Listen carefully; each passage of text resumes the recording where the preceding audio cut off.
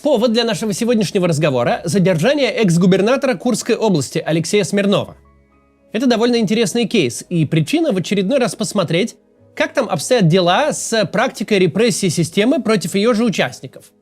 Стали ли чаще или реже сажать важных чиновников, и зачем репрессии таковые вообще нужны?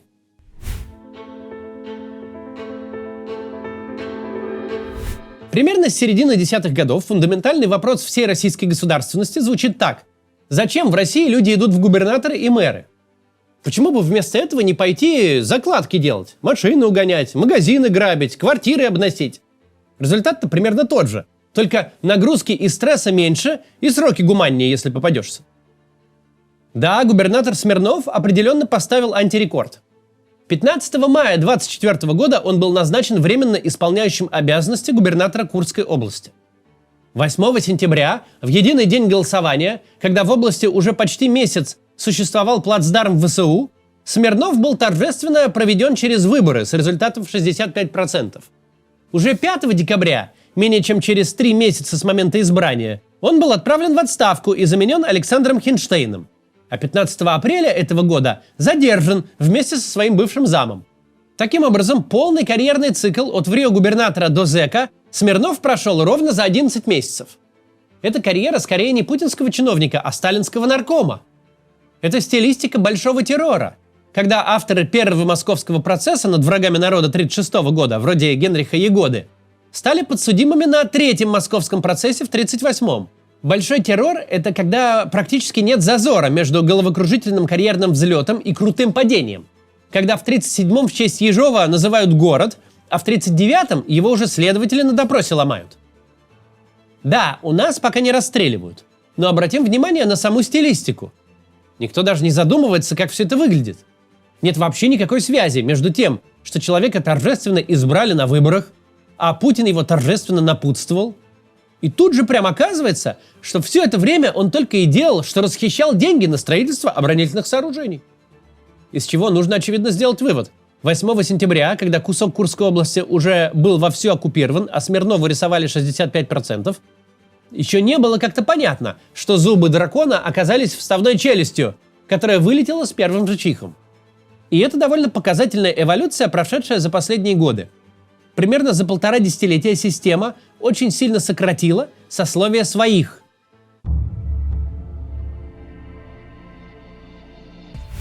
Ранний путинизм наследовал ту советскую традицию, которая сложилась после смерти Иосифа Сталина. Ранний путинизм не атаковал сословие начальства. Если ты был тем, кто при Союзе назывался ответственным работником, если принадлежал к номенклатуре уровня от главы города и выше, то система работала на тебя и тебя защищала. Что бы ты ни делал, если только вдруг не решишь оппонировать высшему начальству, тебя сильно не тронут. Любая номенклатурная должность предполагает доступ к коррупции. Все обогащаются за счет того, чем поставлены управлять, и такая система обеспечивает абсолютную лояльность управленческого класса. Кресло большого чиновника обеспечивает тебе богатство. Даже если ты проиграешь в аппаратных схватках и кому-то перейдешь дорогу, даже если ты разворуешь слишком много и нагло, ничего особенно страшного не случится. Но в крайнем случае тебя отправят в отставку, снимут разоблачительный фильм на федеральном канале и, может быть, помурыжат уголовным делом, но посадить не посадят. Классическое уголовное дело нулевых и начала десятых годов – это когда у губернатора годами сажают заместителей. У каждого в деле написано, что тот действовал в составе группы лиц. Но никто даже не пытается найти его сообщника, сидящего в кабинете этажом выше. Работая на этот режим, ты получаешь не только все его бенефиты, не только возможность бесконечно обогащаться, но и безопасность, недоступную обычному человеку. Тебе не придется просыпаться в холодном поту от звука тормозов под окном. Ведь ты знаешь, воронок приедет за кем угодно, только не за тобой. Здесь сейчас прервемся на объявление о вакансии на наш канал. Мы тут решили, что иногда в наших видео не хватает глубины, и поэтому хотим внутри редакции создать отдел аналитики.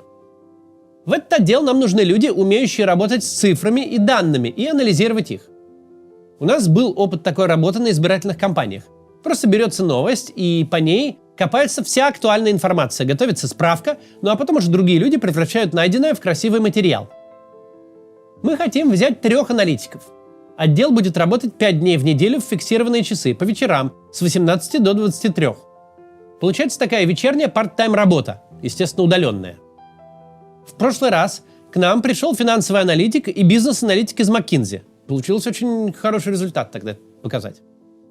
Профильный опыт мы не требуем, просто чтобы вы понимали, какого рода людей мы ищем. Оплата в тестовый месяц будет не очень большая, а потом посмотрим. Если хотите попробовать, выполните тестовое задание по ссылке в описании. Нужно взять новость. Вот эту. Первый квартал 2025 года, скорее всего, поставил в России антирекорд по родившимся с рубежа 18-19 веков. И написать о ней интересную справку. Интересным должен быть не язык справки, а контент. Любые данные, которые вы посчитаете нужным. Выводы, которые у вас выведутся. И нужно все это оформить на ваш вкус в одном файле. С источниками. Заполните анкету по ссылке в приложении и добавьте ссылку на ваш файл там же. Мы свяжемся с кандидатами, чьи работы нам понравились. Продолжим.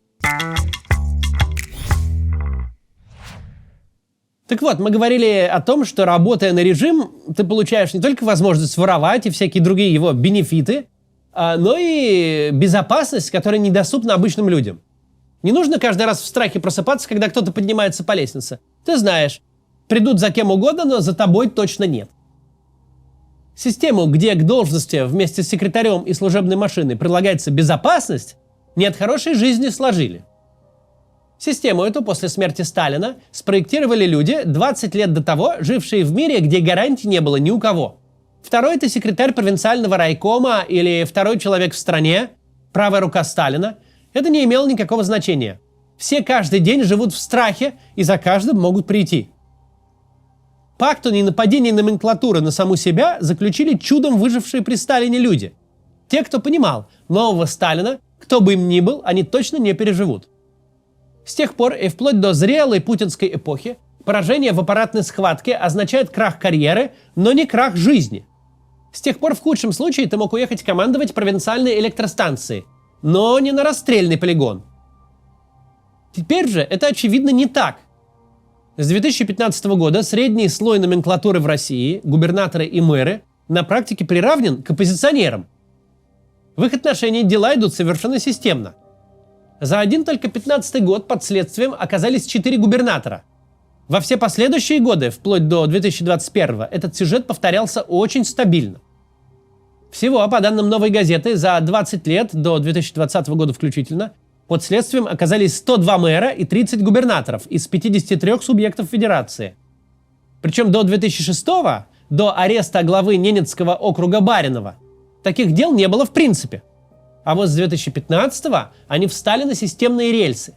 Большинство дел приходится четко на посткрымский период. Но потом случается аномалия. С марта 2021 года, с последнего громкого ареста бывшего губернатора Пензенской области Белозерцева, как отрезало. Все 2 первых года войны в России не сажали начальство. Ни губернаторов, ни мэров, сколько-то крупных и заметных городов, ни ректоров крупных вузов, никого. Пожалуй, единственное большое и заметное уголовное дело в этот период было против ректора РАНХИКС Владимира Мао. Но даже в этом деле российское государство проявило небывалый гуманизм. Мао ни единого дня не провел в СИЗО. Провел чуть больше месяца под домашним арестом, а спустя 3 месяца был выведен из-под уголовного дела и спокойно уехал в Израиль. 2 года, которые начались в феврале 22 и продолжались вплоть до очередных выборов Путина в марте 24, самое спокойное время для современной российской номенклатуры. Гадать о причинах такого антракта в репрессиях особенно не приходится. Первый год-полтора войны – самое тяжелое время для всех российских управленцев. Тогда, как мы знаем из многочисленных утечек и расследований, высшее российское чиновничество достаточно массово присело на стакан, то есть бухали как не в себя. Все пребывали в перманентном стрессе и боялись за свое будущее. Нанести удар в таких обстоятельствах еще и с другой стороны, кошмарить всех уголовным преследованием – это прямой путь к тому, чтобы просто физически развалить систему. К тому, чтобы на Верхнем Ларсе встала очередь из мэров и замминистров. Но с 24 года, с момента, как и война достаточно рутинизировалась, став фоном жизни, и Путин успешно провел свое электоральное мероприятие, никаких особых причин жалеть кого-то не осталось. Система вернулась к прежней логике, к поддержанию номенклатурной дисциплины посредством посадок. Самый яркий момент случился буквально с новой путинской инаугурации. Май и июнь 24 года – время тотального погрома Министерства обороны. Погрома таких масштабов, каких мы и близко на своем веку не видели. За исключением самого министра, отправленного на почетную пенсию, где он сидит тише воды ниже травы, за исключением начальника генштаба, всех остальных, кажется, посадили без исключений. Причем посадили безо всяких полумер и экивоков. Никаких домашних арестов и подписок. Все предельно жестко. Все генералы и приравненные к ним граждане плотно засели в СИЗО, и, как мы понимаем, уехать оттуда смогут только на зону. И только надолго. Тогда многие предположили, что погром Минобороны не единичный случай, а возвращение в прежнюю колею. Что оголодавших за 2 года силовиков вновь отпустят на вольный выгул и свободную охоту. И так и вышло. Причем мы явно видим смену стилистики. Что на примере самого Минобороны, на примере региональных администраций, той же Тульской области с уходом губернатора Дюмина, теперь видно, если силовики за кого-то берутся, то индивидуальными уголовками все не ограничится. Если берутся громить какую-то область, ростовскую, например, или, как сейчас, Свердловскую, то там как газонокосилкой проходится, сажают половину администрации. 25-й же год – это год ректоров. Только за первые 3,5 месяца под уголовным делом уже 6 университетских начальников. Нижегородский агротехнический университет, Ульяновский государственный, Карачаево-Черкесский, Курганский, Нижегородский лингвистический, Псковский государственный. И это год только начался. В прошлом году дела такие тоже были, но там 4 ректора за весь год посадили, а за первую четверть этого года уже 6. Таким образом, средний уровень начальства, региональной администрации, университетские ректоры снова стали основным кормом для силовых структур. И тут главный вопрос – зачем? Вопрос таковой нельзя задать относительно разгрома Минобороны. Военное ведомство громили по политическим причинам, с верховной политической волей. Минобороны, ставшая за 12 лет персональной вертикалью своего министра, больше не может оставаться таковым.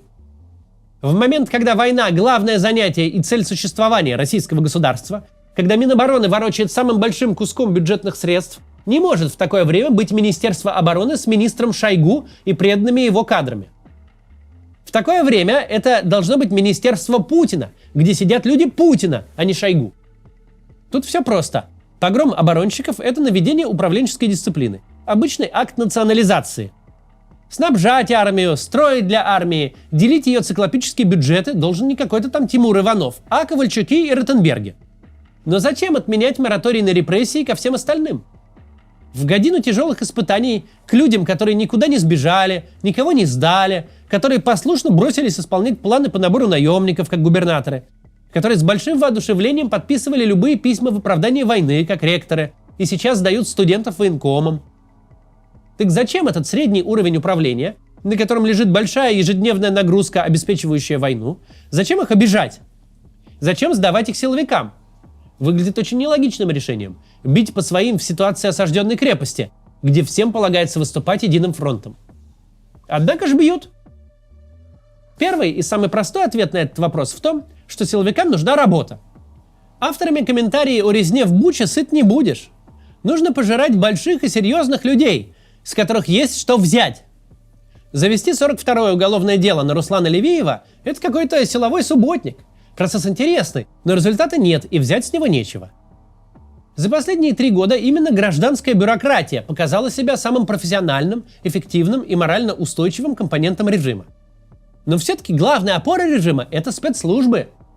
И нет варианта просто взять и сказать им: «Волки, станьте овечками». Волки хотят есть, их надо кормить. Второй ответ – систему следует дисциплинировать. Риски выросли для всех. Любая хоть сколько-то высокопоставленная бюрократическая должность больше не сводится к выполнению закрытого списка административных обязанностей. Она теперь несет массу политической нагрузки. Что это значит? Не существует на свете закона, который обязывал бы руководство университетов блокировать пропуска студентов, пока те не встанут на воинский учет. По идее, не должен ректорат быть структурным подразделением военкомата. Отслеживать политические воззрения молодежи и отчислять невосторженно мыслящих тоже не функция высших учебных заведений. Но когда за 3 месяца в СИЗО уезжает 6 ректоров, те, кто пока не уехал, явно будут проявлять личную инициативу и в организации призыва, и в выявлении крамолы и ереси в веренном им вузе. То же касается и региональных администраций, главная задача которых сейчас любой ценой обеспечивать фронт живой силой. И хорошо бы им чувствовать за собой пригляд, понимать, что за срыв военных задач их не просто на совещании отчитают. Дело 11-месячного губернатора Смирнова – это ж не просто абстрактное хищение на какой-то реконструкции школ. Это дело практически о саботаже, о срыве строительства оборонительных укреплений. Это вполне внятный сигнал всем. Кто на своем уровне будет срывать нам войну, тому мы с рук не спустим, тех посадим.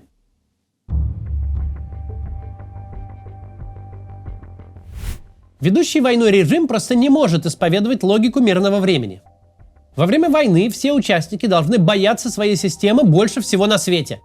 Больше, чем попасть под санкции, чем потерять доходы и остаться без квартирки в Париже.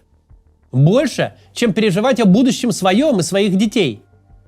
Люди должны понимать, любая нелояльность, любые действия, которые можно за нелояльность принять, даже если это старое доброе воровство, но в военной сфере будет сулить такие проблемы, с которыми ничто не сравнится. И это, надо признать, имеет смысл. Система, звереющая снаружи, ведущая настоящую войну, не может благодушно попустительствовать внутри, позволяя своим участникам жить так, будто ничего не случилось. В военное время нельзя ограничиваться мотивом обогащения. В военное время единственным мотивом должен быть страх. Нет никаких сомнений, что сообщение это достигает цели. Что с каждым новым задержанием, будь то ректор, губернатор, генерал, областная администрация или целое министерство, занимающие аналогичные должности люди боятся все больше. Боятся, что перейдут какую-то невидимую черту, за которой придут уже за ними. Новости об обысках и арестах не прекращают сыпаться весь последний год.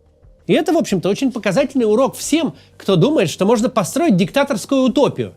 Такой чудесный мир, где можно бесконечно обогащаться за счет режима. Никакой закон тебе не будет писан и никогда тебе ничего не будет. Маленький крокодильчик диктатуры действительно может выглядеть для кого-то до какого-то времени милым и безобидным. Он может казаться, что у него нет никаких причин звереть, переходить к внешней агрессии и внутренним репрессиям. Но практика показывает, перейдет обязательно. Это почти закон природы. А обязательно будет пройден этот путь. На первых порах никакого участника системы нельзя всерьез наказать, и хуже отставки ничего не случится. А потом, за 11 месяцев, можно пройти полный цикл от взлета карьеры до тюремной шконки. Явный рост репрессий системы к самой себе – ярчайшая иллюстрация, что концентрация власти губительна для всех, в том числе и в первую очередь для тех, кто на эту власть работает, и концентрация этой способствует. Тут в тему бы реклама авиасейлза. Билеты в Дубай пока есть. До завтра.